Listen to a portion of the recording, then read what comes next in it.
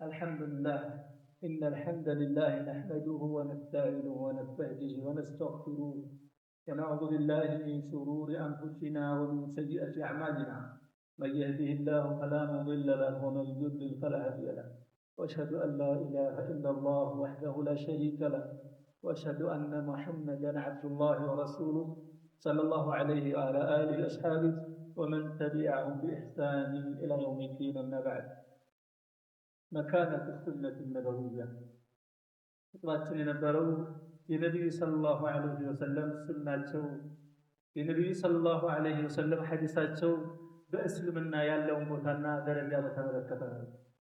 እንደሚታወቀው የእኛ የእስልምና ህጎች መነሻዎች መስደራቸው ምንጫቸው በዋነኝነት ሁለት ሆነው እናገኛቸዋለን። አንደኛው የአላህ ሱብሓነሁ ወተዓላ ኪታብ ሲሆን በሁለተኛው የነብዩ ሰለላሁ ዐለይሂ ወሰለም ሐዲስ ነው።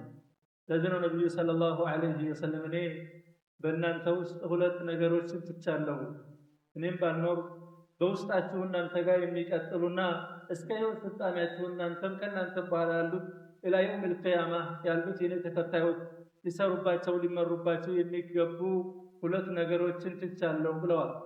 አንደኛው የአላህ ሱብሓነሁ ወተዓላ ኪታብ ሲሆን ሁለተኛው የኔ ሱና ነው ብለዋል።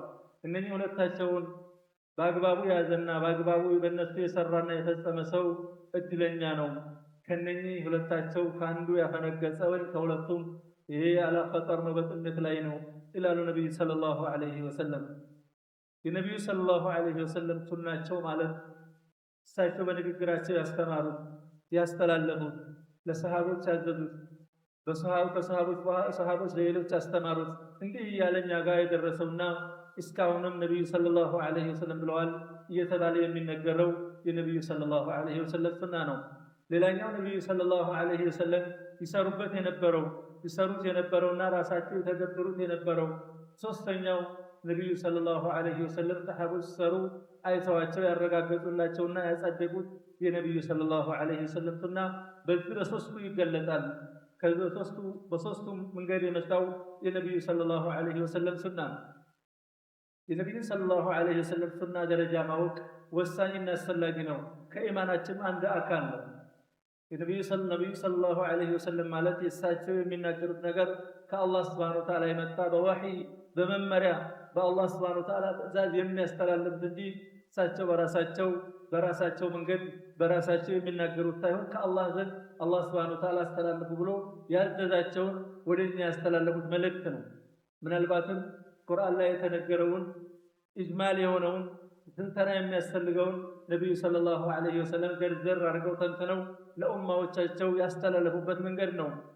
በተለያየ መንገድ ሊገለጽ ይችላል። ለዚህ ነው አላህ ሱብሓነሁ ወተዓላ እኛ ወደ አንተ ዚክሩን ቁርአንን አወረን አንተ ለሰዎች ልታብራራና ልትገልጽላቸው ዘንድ ሰዎችም እንደዚሁ ያስተነትኑና ይመሩበት ዘንድ በማለት አላህ ሱብሓነሁ ወተዓላ ይናገራል። አንዳንድ ሰዎች ወይም አንዳንድ ፍርቃዎች ወይም ጣኢፋዎች አንዳንድ ጊዜ ሰዎች ፍልስፍና ሲያበዙ ብዙ ነገር ሲያዩ ሲያነቡ በብዙ ነገር ቀልባቸው ሲሰረቅ ውስጣቸው ስስል በራሳቸው አቅለም የሚያስቧቸው ፊክራዎች ይኖራሉ። ቁርአንያ የሚባሉ እኛ የምንሰራው በአላህ ኪታብ ብቻ ነው ብለው የሚሉ ሰዎች ይኖራሉ። ይሄ አሁን ሳይሆን ቀደም ካሁን በፊትም የነበሩ ጀማዎች ነበሩ፣ የቆዩም ጀማዎች አሉ በዚህ ዙሪያ ላይ ይሄን ፊክራ የሚያንጸባርቁ። አንዳንድ ጊዜ በሚዲያም ላይ ይሄን ነገር የሚያንጸባርቁ ሰው ሊኖሩ ይችላሉ። ይሄ ማለት ሲቆይ ሰዎችን ከእስልምና በግማሽ እንደማውጣት ይቆጠራል። በሂደት ሰዎችን ለማሳሳት የመጣ አመለካከት ነው። የነብዩ ሰለላሁ ዐለይሂ ወሰለምና የአላህ ኪታብ የሚነጣጠሉ አይደለም፣ ተመሳሳይ ናቸው። አንድ ነገር ነው።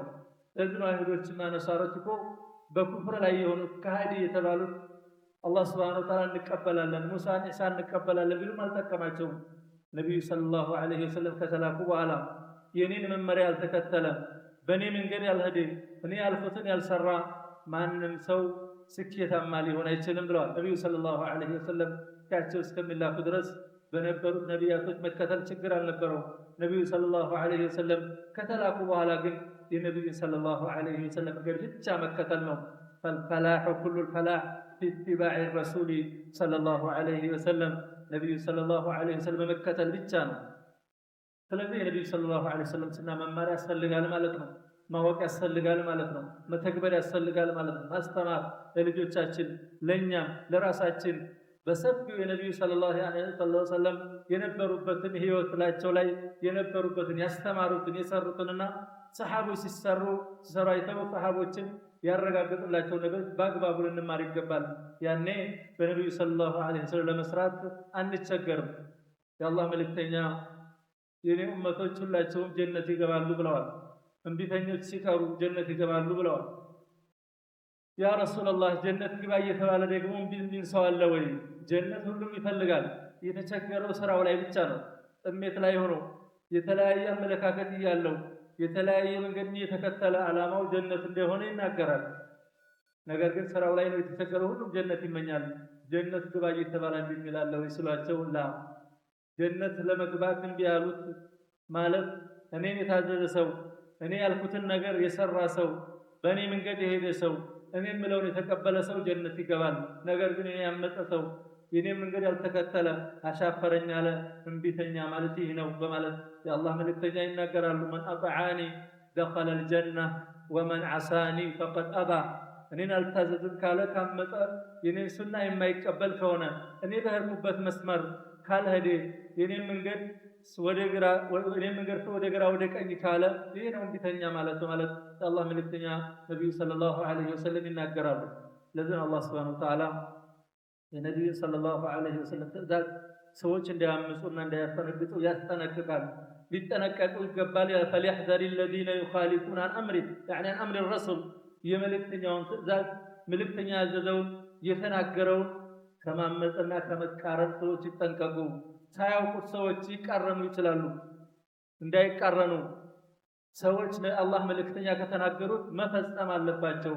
ምንም ይሁን መልእክተኛው ከተናገረው ከሰራው መልእክተኛው ካጸደቀው ይህን ነገር መቃረን ሊጠንቀቁ። ምናልባት ፈተና ያጋጥማቸዋል፣ ይፈተናሉ፣ ወይም ደግሞ ከአላህ ዘንድ አዛቡን አሊም ታላቅ የሆነ ቅጣት ሊያገኛቸው ይችላል ይላል አላሁ ዐዘ ወጀል። ጥንቃቄ ያስፈልጋል ይላል።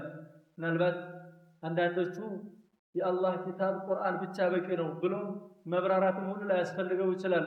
የተብራራ ነው በማለት ለማደናገር የሚመከሩበት ሁኔታ ሊኖር ይችላል። ነቢዩ ሰለላሁ ዐለይሂ ወሰለም ለሰሃቦች ሳይቀር አረቦች ሆነው በአረበኛ ቋንቋ ሆነው አረበኛ ያወቁ አብራርተውላቸዋል፣ ገልጸውላቸዋል። የከበዳቸውን የአላህ መልእክተኛን ጠይቀዋል። ስለዚህ የነቢዩ ሰለላሁ ዐለይሂ ወሰለም ሱና ለቁርአን ማብራሪያ ለህይወታችን ጀነት ለመግባት ዋናው ሁለተኛው ቁልፍና ሁለተኛው መሰረታዊ ጉዳይ መሆኑን ማንኛውም ሰው ሊያውቅና ሊማር ሊሰራ ይገባል የሚል ነው የዛሬው ኹጥባችን። አላሁ ዐዘ ወጀልም መልእክተኛውንና ነቢዩን ሰለላሁ ዐለይሂ ወሰለምና አላህን ታዘዙ ተቀበሉ እነሱ የሚሉትን ይታዘንላችሁ ዘንድ አጢዑ ላህ ወረሱል ለዐለኩም ቱርሐሙን እንዲታዘንላችሁ እዝነት ከፈለጋችሁ ከአላህ ረሕማን ከፈለጋችሁ በሁለቱም ሀገር ከአላህ ዘንድ ረሕመት ማግኘት ከፈለጋችሁ የአላህ ስብሓነሁ ወተዓላን የአላህን ታዘዙ መልእክተኛውንም ታዘዙ ብሏል። ስለዚህ አማኞች ስኬታማ የምንሆነው አንዳንድ እንኳን በእኛ መካከል በዲን ጉዳይ አስቸጋሪ የሆኑ ነገሮች ያልተጋባባቸው ነገሮች ሀሳቦች ሊኖሩ ይችላሉ። በሀሳብ ደረጃ ያልተስማማባቸው ወይም ደግሞ ያልተስማማንባቸው ሀሳቦች እንኳን ሲኖሩ ሳይቀር አላሁ ዐዘ ወጀል መፍትሄው አንድ ለመሆን ወደ አላህ ኪታብና ወደ ነቢዩ ሰለላሁ ዐለይሂ ወሰለም ሐዲስ በመመለስ መፍትሄ ማግኘት ትችላላችሁ። ያ አዩሃ አለዚነ አመኑ አጢዑ ላህ አጢዑ ረሱለ ወኡሊል አምሪ ሚንኩም እናንተ መሪዎቻችሁን አላህና መልእክተኛውን ታዘዙ ተቀበሉ። ምናልባትም ከተካለፋችሁና ልዩነቶች ካሉ ከተጨቃጨቃችሁ ልዩነት ካለ ወደ አላህ ኪታብና ወደ ነቢዩ ሰለላሁ ዐለይሂ ወሰለም መልሱት። በአላህ ኪታብ ተዳኙ፣ በነቢዩ ሰለላሁ ዐለይሂ ወሰለም ሐዲስ ተዳኙ በማለት አላህ ይናገራል። አማኞች ከሆናችሁ ኩንቱም ቱእሚኑነ ቢላሂ ወልየውሚል አኺር ይሄ ዛሊከ ኸይሩን ወአሕሰኑ ተእዊላ ፍጻሜውም ያማረ ነው መጨረሻው ለእናንተ መልካም ነገር ነው በማለት አላሁ ዐዘ ወጀል ይናገራል።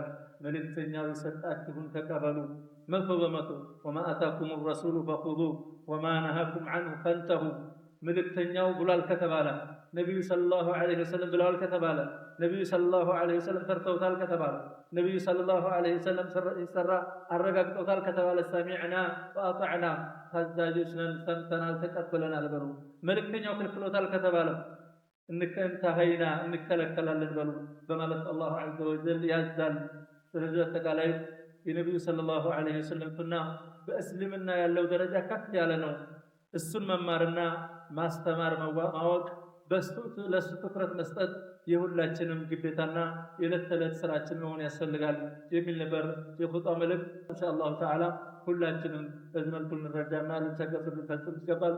አላሁ ዐዘ ወጀል በሰማነው የምንሰራ የምንጠቀም ሁለተኛ የአላህ ባሮች ያድርገን። هذا ما أقول لكم ثم أقول صلوا وسلموا على نبيكم فقد أمركم ربكم فقال إن الله وملائكته يصلون على النبي يا أيها الذين آمنوا صلوا عليه وسلموا تسليما. اللهم صل على محمد وعلى آل محمد كما صليت على إبراهيم وعلى آل إبراهيم وبارك على محمد وعلى آل محمد كما باركت على إبراهيم وعلى آل إبراهيم في العالمين إنك حميد مجيد. اللهم أعز الإسلام والمسلمين اللهم أعز الإسلام والمسلمين اللهم انصر الإسلام والمسلمين اللهم اغفر للمسلمين والمسلمات والمؤمنين والمؤمنات الأحياء منهم والأموات إنك سميع قريب مجيب الدعوات يا رب العالمين.